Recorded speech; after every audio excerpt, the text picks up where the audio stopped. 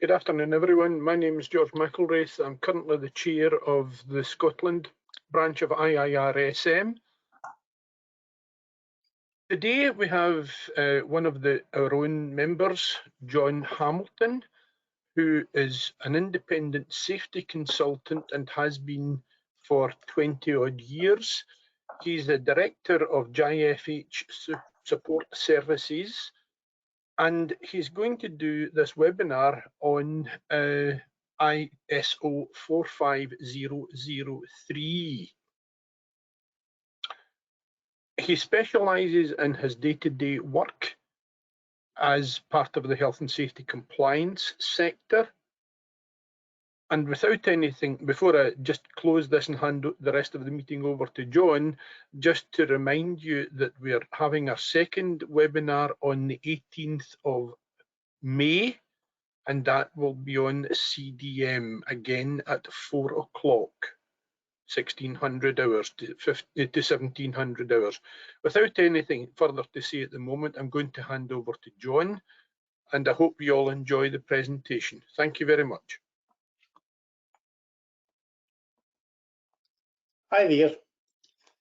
As you've no doubt aware, my name's John Hamilton. I'm an independent consultant and I specialise in quality management, health and safety management and environmental management.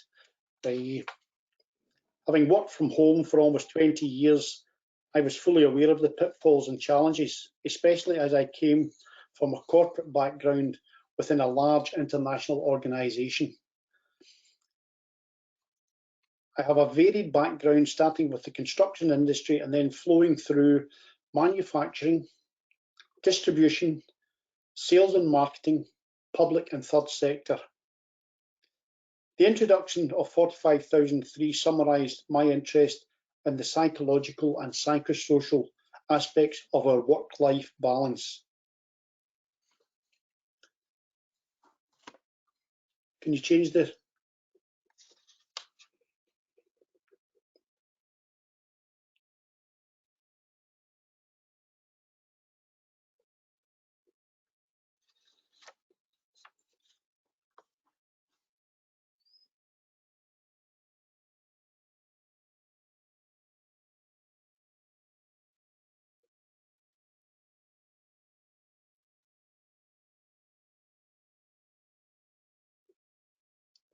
Next slide.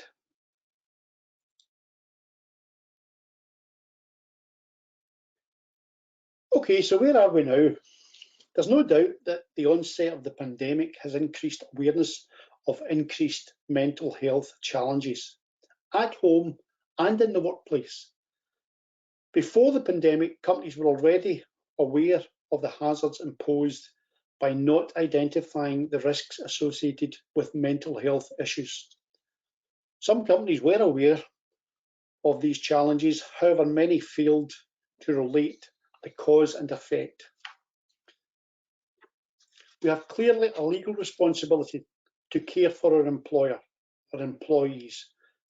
The Health and Safety at Work Act 1974 says it shall be the duty of every employer to ensure, so far as is reasonably practical, the health, safety and welfare at work of all his employees. Definition of welfare: the health, happiness and fortunes of a person or group. So this now relates not only to the safety aspect of task-based working, manual handling, working at heights, all these things. It now looks to include the mental health of our employees. We must consider these elements irrespective of where the cause lies. The employee may be afraid of losing their job. They may consider that the task they are required to do is not within their range of abilities. They may have external problems, relationships, marital. There are many examples of how this affects the employer.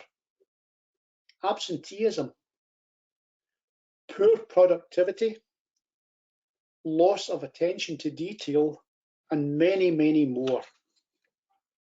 Next slide, please.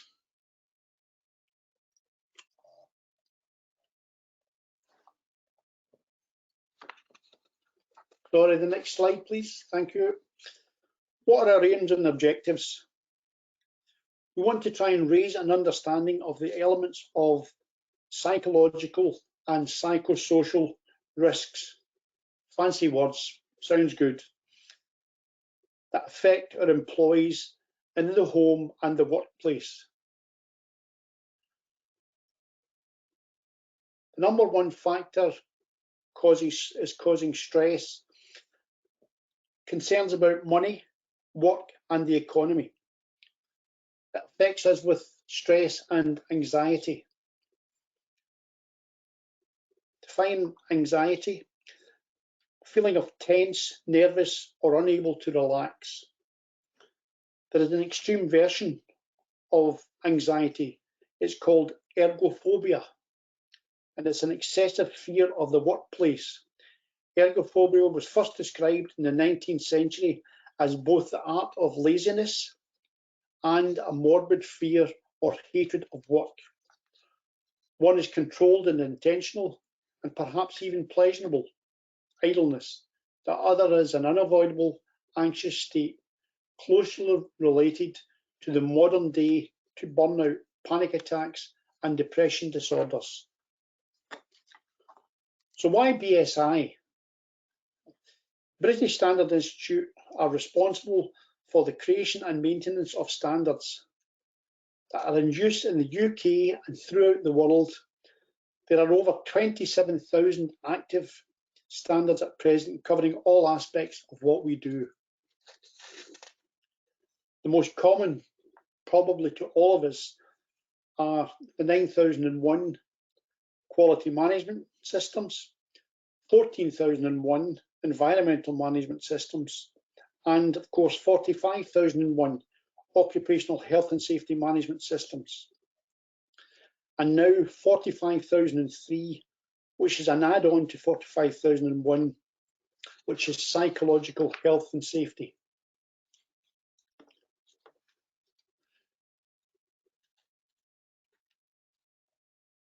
(45,003) was introduced to be an addendum to 45,001 and is able to plug in to the existing 10-clause structure now favoured and understood by all leading accreditation bodies.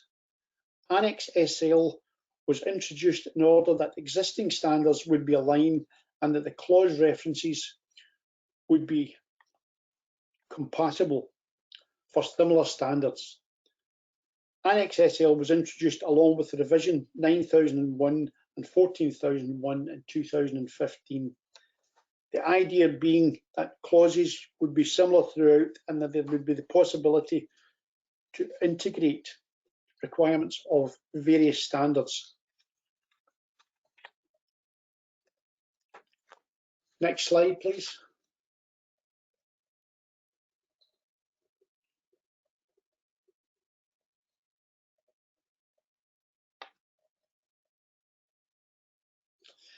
Okay, I have no intention of taking you through the individual standards clauses. I will refer perhaps to the major elements of 45,003 as aligned with their relevant clauses. This exercise can also be related to our corporate social responsibilities, CSR. We are presumably aware of what we term corporate social responsibilities. These are our responses to discrimination, equalities, the Equalities Act 2010, engaging in charity work, purchasing fair trade products, combating slavery in the workplace, volunteer work, and improving labour policies. These are all examples of CSR. So, what are the benefits of being aware and caring for employees' state of mind and mental health? Well, we hope improve productivity. We hope we can secure employment. This in turn will mean there is a reduced labour turnover, employee satisfaction, and there are many, many more examples that we can look at. So, what harm can this do to our company and employees? The damage to employees is pretty much self-explanatory, and this leads on to the company. Our performance can be affected. Performance levels can drop. The levels of profitability, because our performance has dropped, there's a chance that the levels of profitability will drop. We could lose brand recognition.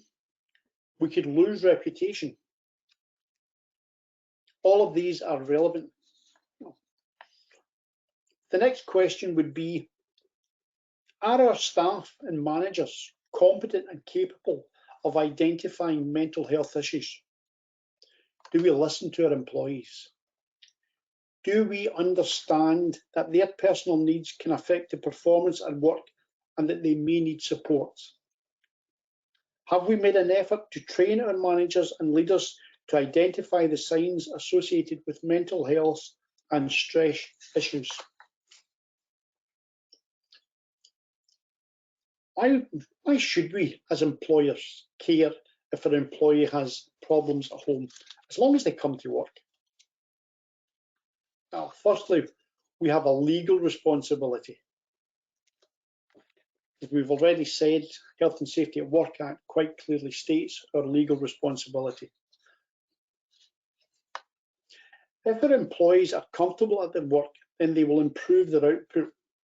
Benefits to us as employers: less absenteeism, less bad timekeeping, job retention, less mistakes, and there's many, many more examples. Do we understand that the performance of our employers is related to their personal health and well-being? Safe and secure jobs, job satisfaction, and reduced labour turnover.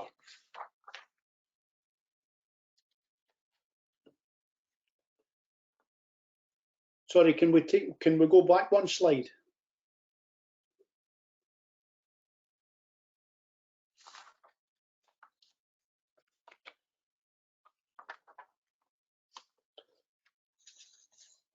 Okay, thank you. I've looked at some objectives which we would hope to benefit from the seminar. When we carry out assessments, we carry out risk assessments at all levels in our business. We carry out financial risk assessments. We carry out environmental risk assessments. We carry out quality risk management assessments. We carry out business continuity risk management, health and safety risk management, and therefore, why not psychological risk management? It seems an obvious step forward. The health and safety executive statistics for 2019 and 20 show that 77% suffer stress that impacts their physical health. Stress and anxiety are often considered the same, however, they present in entirely different formats. People under stress experience mental and physical symptoms such as irritability, anger, fatigue, muscle pain, digestive problems, and a difficulty sleeping. Anxiety, on the other hand, is defined by a persistent excessive worry that don't go away, even in the absence of a stressor. There is another side to this, where an employee is convinced that they must attend work. It's called presentism. This is where people attend work, even though they are physically or mentally unwell. Presentism can be a major concern if people won't take time to recover because, for example, we don't get paid when we're off work. We're worried about losing our job. We don't want to adversely affect their promotion chances, and they don't want to add to other people's pressure because they are covering for them. Typical examples of stress-related incidents. I've been asking for a new chair for a month. DSE regulations should cover this. I'm always asked to reach up to the top shelf to lift down the files, as I am the tallest. The manual handling regulations should cover this, but it becomes a stress if it doesn't happen. Sorry, we seem to be jumping forward with the, could we go back one?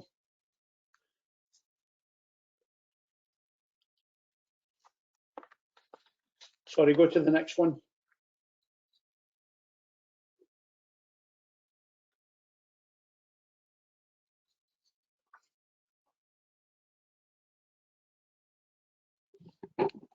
I'm sorry, John, there seems to be a timer on the slide, so they're automatically moving yes, forward. Yeah, Is this the right? I'm looking at the one for 0.8 million. Okay, let me see if I can find it. Just bear with me.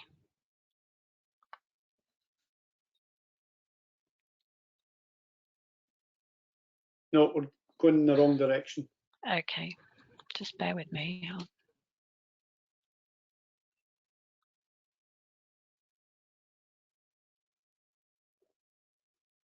There we go. That's us there. Yeah, okay. So it's not a new problem, but I seriously believe that the pandemic has caused a significant increase. The numbers of cases reported is staggering. These figures only show the reported figures from a survey. I believe the true figures may be much higher. Is there still a stigma attached to accepting or informing your employer of your condition where you can relate this to stress or anxiety? HSE report, the same report, that 38.8 million days are lost at work in 2019 and 20.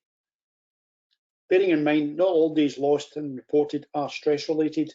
The statistic mentioned are cases recorded. The medical profession is now indicating that stress-related issues are now more common than back pain issues as a reason for not attending work. We can move on. Okay. Stress statistics. 33% report feeling extreme stress. 77% suffer stress that impacts their physical health. 48% suffering stress have problems sleeping. Albeit it's reported that 38.8 million days are lost in a year, items including illness and stress-related incidents, there will be a much higher figure that is not directly reported.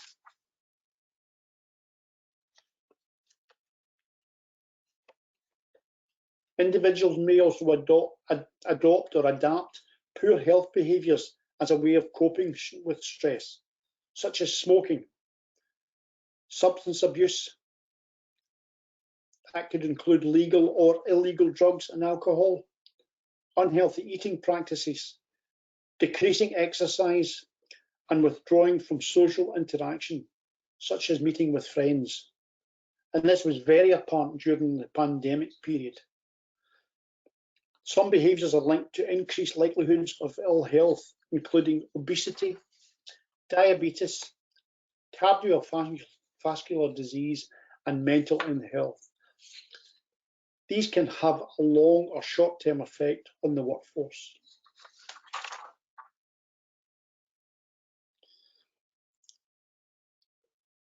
So where do we start? If we follow the guidance of 45,003, we start probably with clause 6, which talks about planning. So we should consider the issues identified in our analysis of risks and opportunities. The psychosocial hazards, strategies for returning to work, opportunities for improvement, including promotion of well-being at work, the development and review and maintenance of systems, processes, and reporting structure, with the relevance to the management of psychosocial risk. Consider the needs and expectations of particular groups. We have diversity, human rights, disability, minority, remote workers. Consider what resources are needed to maintain these and to support these. Workers' involvement through participation and consultation. Consider how work is organised. some common problems: role ambiguity, role conflict, expectations within the role that undermine one another, an expectation to provide good customer service, but don't spend too much time with the customer. Job autonomy, job demands, organisational changes, workload and work pace, working hours. An example there would be education. It was always understood that a teacher had an excellent work-life balance. It is now not unusual for teachers to be responding to texts or emails from management, sometimes into the early hours of the morning. Interpersonal relationships, communication, conflict, lack of social support, social or physical isolation. And that was very prominent in the pandemic period. We should consider leadership. Is there a lack of clear vision and objectives? Is a management style unsuited to the nature of the work and its demands? Failing to listen or only casually listening to complaints and suggestions? Withholding information? Providing inadequate communication and support? And a lack of accountability, a lack of fairness, inconsistent and poor decision-making practices, and abuse or misuse of power. These are all aspects that we would associate with our planning needs. Clause 7 considers our support options. The organisation should establish, provide and maintain the resources needed to achieve its objectives with respect to the management of psychosocial risk. The organisation should consider human, financial, technological and other resources specific to its operations. Clause 8 considers the operation. So what do we actually do? Primary organisational level control to prevent or reduce harmful effects and well-being at work. Secondary, increasing resources that assist workers to deal with psychosocial risks by raising awareness and understanding through effective training and other appropriate measures. And then tertiary, reducing the harmful effects of exposure to psychosocial risks by implementing rehabilitation programs and taking other corrective and supportive action. Rehabilitation and return to work. Clause 9 considers how we evaluate our performance evaluation, audit, review. And then clause 10 looks at improvement. Have we improved? What can we do to assist continual improvement? These are all simple basic steps. All that 45003 does is place this in a formal process.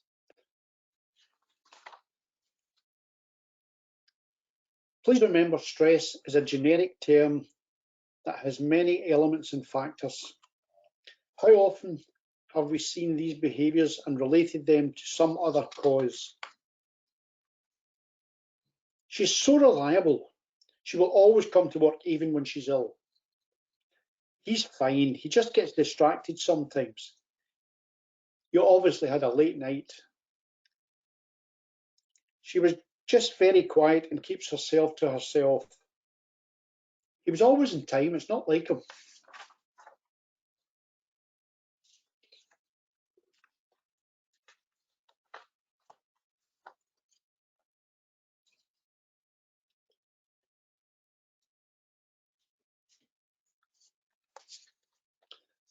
This presented employees with a new challenge. Do employees have the space to work from home? Do employees have the tools to work from home? How does this affect the interaction with other members of staff? We're now considering and employing hybrid forms of attendance? Is it safe to be in the workplace? Have we become accustomed and adapted to home working? These are all questions that we need to think about and we need to consider.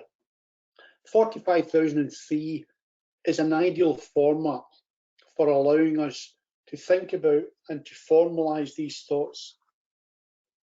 We have responsibilities as employers, and it's important that we consider these aspects.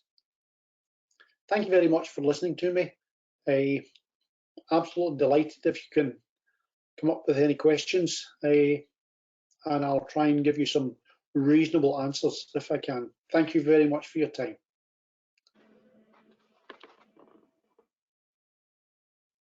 Thank you, John. I'm sorry for the technical issues, everyone. The slides seem to have a life of their own and we're moving forward. Yeah, that's probably my fault. I probably did some timing in there. So apologies for that as well. No worries. I don't have any questions. George, do you have any questions for John?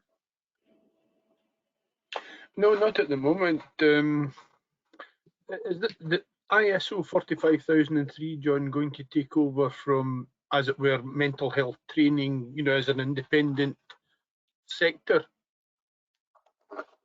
No, I don't believe that it is. I think 45,003 has been introduced to support 45,001, which is our standard health and safety document. You can achieve accreditation, as many companies probably have, to 45,001. That gives us the responsibilities to consider health and well-being, and 45,003 just takes that step forward to give us a bit more insight into what we really need to look at in terms of information and understanding of psychological and psychosocial risks associated with our business. There are many aspects of the psychological and psychosocial side. I've tried to cover one or two of them, really. It would take a long time to go through the whole of the standard and for us to understand every aspect. No, I mean, one thing that was never mentioned there is abuse, and that's still a common practice, unfortunately, in many industries. And that's a reality. We as employers must try to understand the risks that affects our employees, because we have a legal responsibility to do that.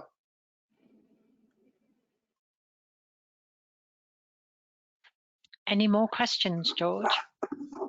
No, I haven't really, not at all, no. Is there nothing from anyone else? No questions. Okay, that either means that I've done an exceptionally good job of my presentation, or everyone's fallen asleep. They're all still here. I can see them, I promise you.